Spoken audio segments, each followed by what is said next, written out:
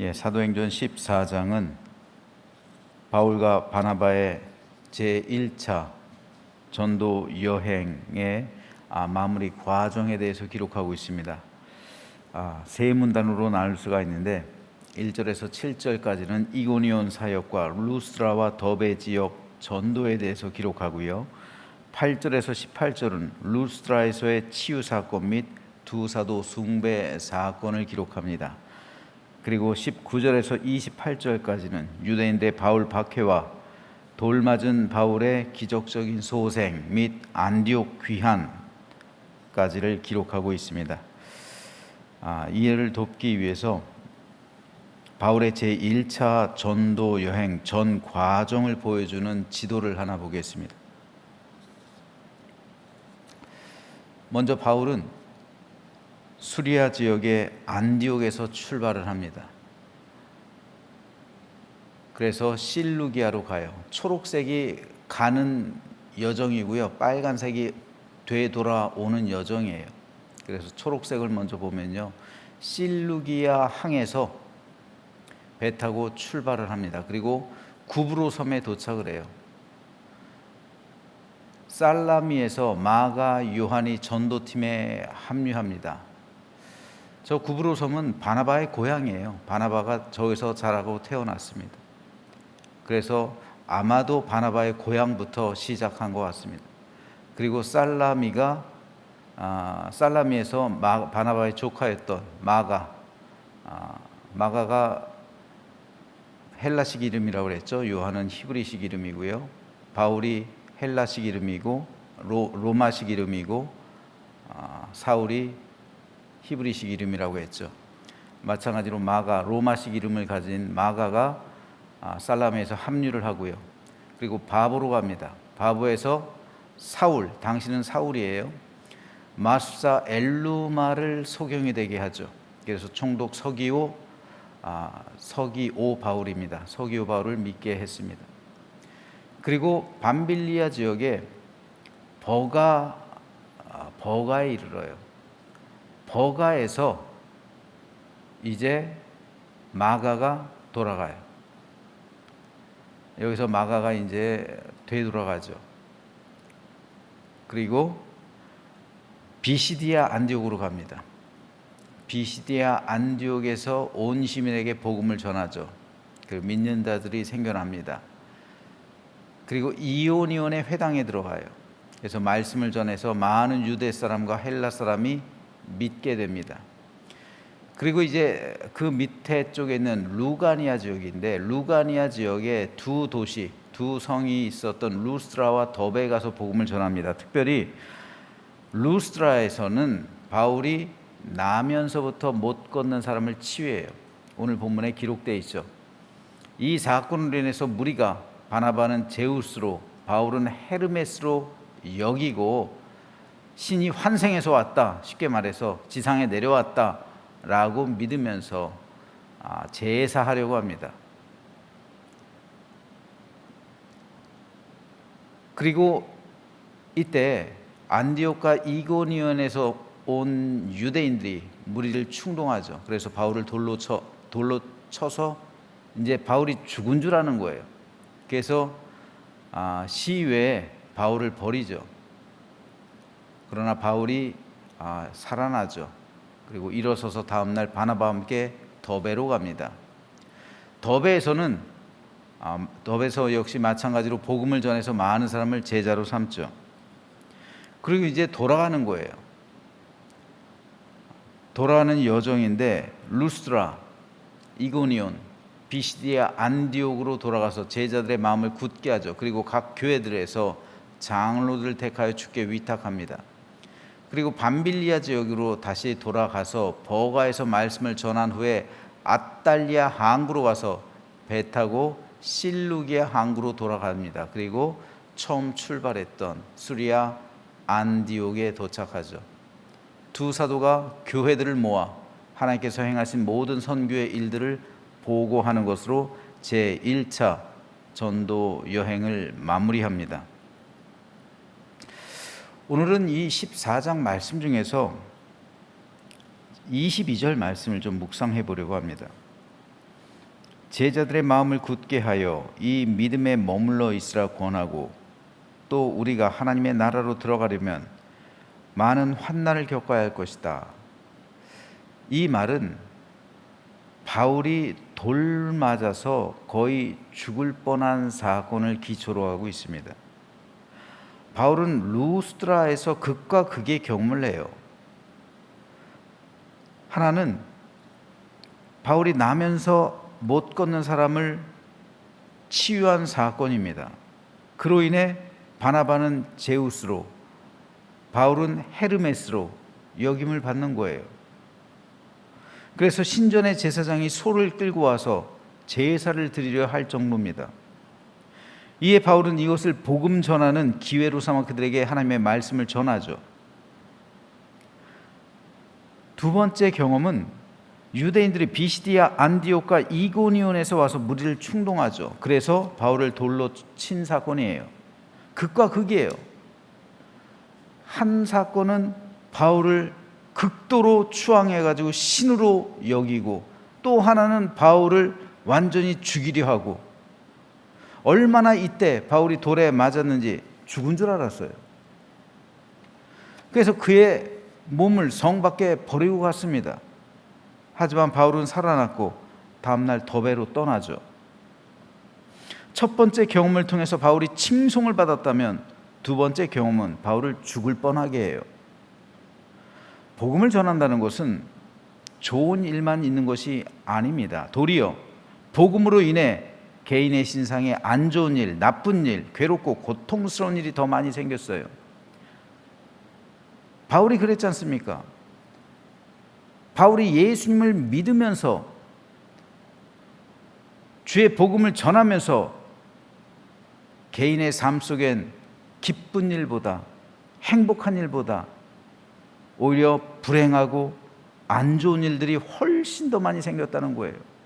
바울의 고백과 같이 내가 얼마나 많이 맞았느냐, 내가 몇 번 죽을 뻔했느냐, 내가 얼마나 굶주렸느냐, 내가 얼마나 헐벗었느냐, 내 삶에 있어서 얼마나 고난이 많았느냐, 나는 내 몸에 예수의 흔적을 가졌다. 이런 고백을 하잖아요. 오늘 우리 역시 마찬가지입니다. 예수님을 믿는 것 역시 동일해요. 물론 지금 우리 사회에서는 예수님을 믿는다고 해서 돌로 치거나 감옥에 가두거나 박해받을 일은 없습니다. 하지만 예수님을 믿는다는 것은 근본적으로 이 세상 권세 잡은 마귀를 대적하는 일이에요. 예수님을 믿는 것 자체가 그래요.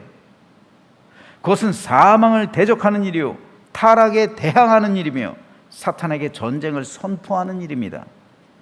그러므로 필연적으로 예수님을 신실하게 믿는 믿음의 사람은 영적인 전쟁에 동참하는 거예요. 우리는 지금 유람선을 타고 있는 게 아니란 말입니다. 우리는 유람선 타고 하늘나라에 가는 게 아니에요. 군함을 타고 가는 거예요. 우리는 전쟁을 하면서 가는 거지 호화 유람선에 타서 천국 가는 게 아니란 말입니다. 그래서 바울은 무릇 그리스도 예수 안에서 경건하게 살고자 하는 자는 박해를 받으리라 말하는 거예요. 오늘 본문에서 바울이 그랬습니다. 바울이 뭐라고 말합니까? 오늘 본문에서 바울은 우리가 하나님 나라에 들어가려면 많은 환난을 겪어야 할 것이다 말하고 있는 거예요. 하나님 나라에 들어가려면, 하나님 나라에 들어가기까지 우리는 많은 환난을 겪어야 할 것이다. 이 말을 헬라 원어로 직역하면요, 우리가 하나님 나라에 들어가려면 많은 환난을 통해야만 한다.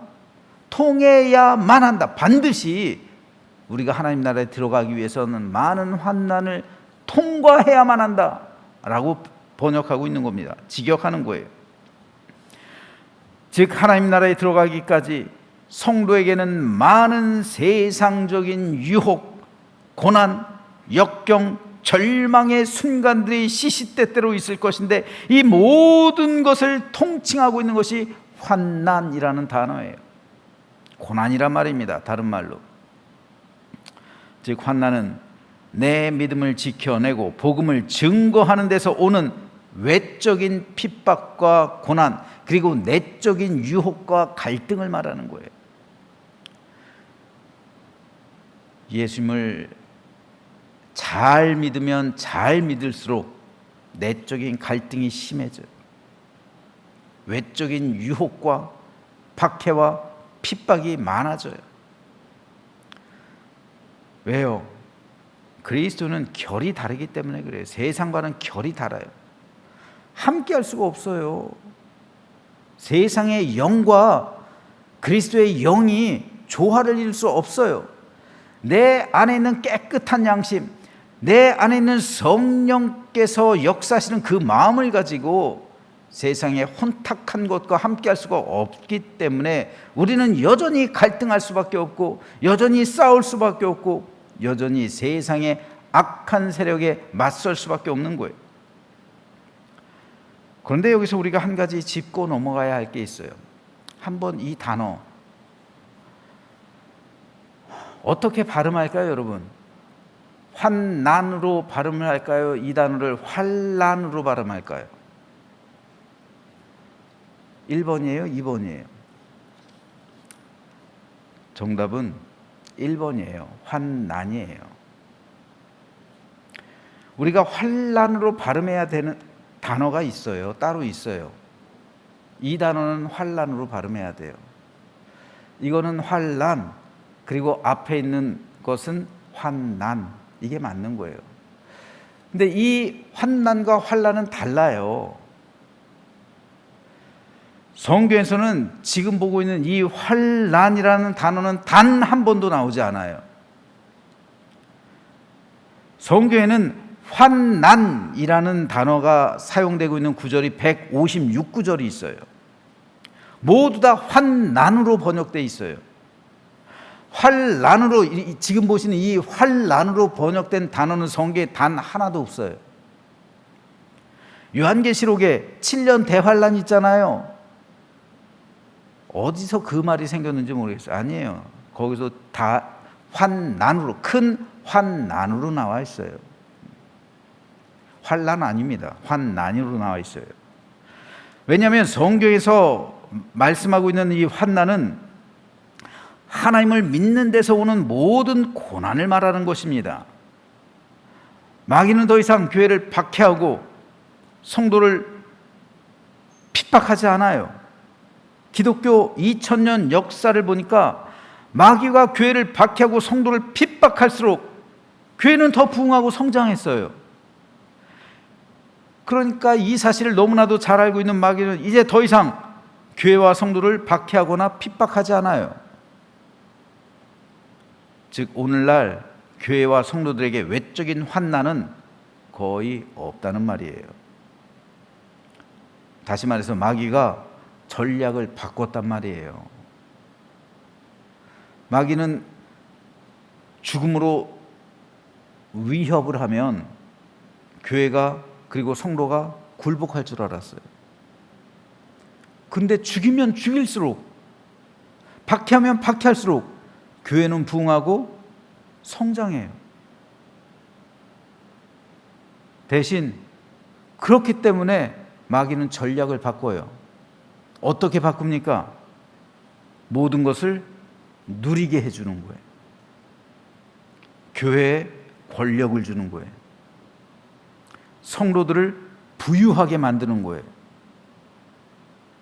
모든 것을 누리게 해줘요. 자유를 줘요. 통제하지 않는단 말이에요. 모든 것을 할 수 있도록 만들어준단 말이에요. 권력과 명예, 교회에서 금과 은이 넘쳐나요. 권력이 생겨요. 카타콤에 숨어가던 사람들이 이제 세계를 다스려요. 온갖 금과 은이 넘쳐나게 되고 성도들은 번쩍이는 금잔에다 포도주를 마시고 온갖 좋은 것으로 입히고 먹이고 모든 것을 누리게 해주는 거예요. 세속에 취하게 만드는 거예요. 요한계시록에 보면 큰 음녀가 손에 금잔을 들고 그 안에 포도주, 번쩍이는 금잔을 들고 포도주를 마시는데 그 안에 있는 것을 봤더니 못 먹는 거예요. 먹으면 죽는 거예요. 근데 그거 마시고서 취하는 모습, 그게 바벨론의 모습이잖아요. 도시의 모습이잖아요. 그런데 성도들이 거기에 취해 있단 말이죠. 교회가 그 모습이 되고 있다는 거예요. 이게 지금 사탄이 취하고 있는 전략, 근본적인 전략이에요. 여러분, 하나님의 교회는 핍박한다고 해서 무너지지 않아요. 박해하면 박해할수록, 터툴리안이 말한 것처럼 교회는 순교하는 것은요, 교회의 씨앗이 되는 거예요. 순교자가 흘린 피는 교회의 씨앗이 되는 거예요. 교회는 피를 흘리면 흘릴수록 부흥하고 성장해요. 야성이 생긴단 말입니다. 하지만 지금 전쟁하지 않아요. 사탄과 전쟁하지 않아요.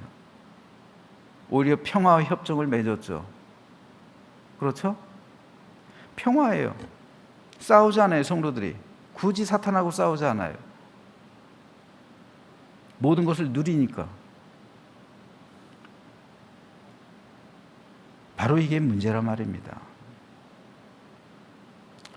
여러분, 우리 교회와 성도는 하나님께서 주시는 것을 먹어야지 마귀가 주는 거 먹고 살면 안 돼요. 마귀가 주는 떡밥 먹으면 그대로 타락하고 죽는 겁니다. 그런데 지금 마귀가 교회와 성도를 이렇게 공격하고 있는 거예요. 그렇기 때문에 이것을 거부하는 믿음은 세상과 타협하지 않는 믿음이죠. 이게 더 견디기 힘든 거예요. 차라리 외적인 박해와 핍박은 견디기 쉬워요. 하지만 내적으로 다가오는 은밀한 유혹과 세속적인 욕심 앞에 교회와 성도는 자기 믿음 지켜낼 수 있을까요? 우리 믿음 지켜낼 수 있을까요? 한번 그 권력의 맛을 맛보고 모든 것을 누리고 있었던 사람이 다시 한번 예전의 시절로 돌아갈 수 있을까요? 우리가 다시 한번 코로나 이전으로 돌아갈 수 있을까요? 우리가 70년대, 80년대 시절로 돌아갈 수 있을까요? 쉽지 않은 일이에요. 그 정도 영성으로, 그 정도 믿음으로, 그 정도 열정으로, 그 정도 열심으로, 그 정도 충성으로, 그 정도 헌신으로 우리가 돌아갈 수 있을까요? 바로 이게 사탄이 취한 전략이란 말입니다. 그리고 성도들과 교회들이 거기에 지고 있는 거예요. 넘어가고 있는 거예요.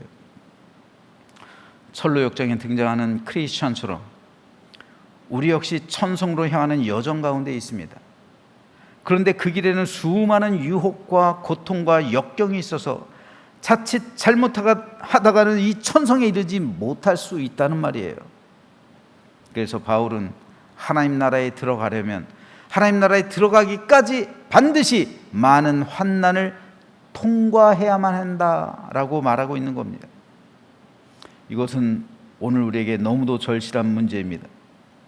지금도 우리는 너무도 많은 유혹에 직면하고 있어요.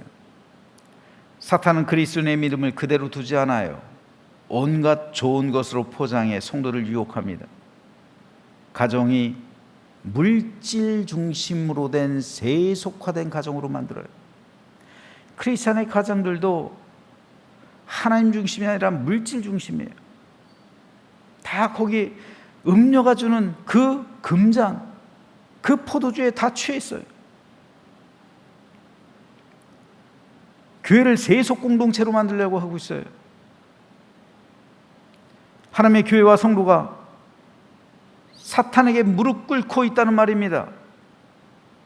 이 가운데 과연 우리는, 그리고 우리 교회는 이 믿음을 지켜낼 수 있을까요? 그러니까 중보기도 하는 거예요, 여러분. 여러분, 우리가 하는 이 기도는요, 우리를 살리는 희망이 되는 거예요.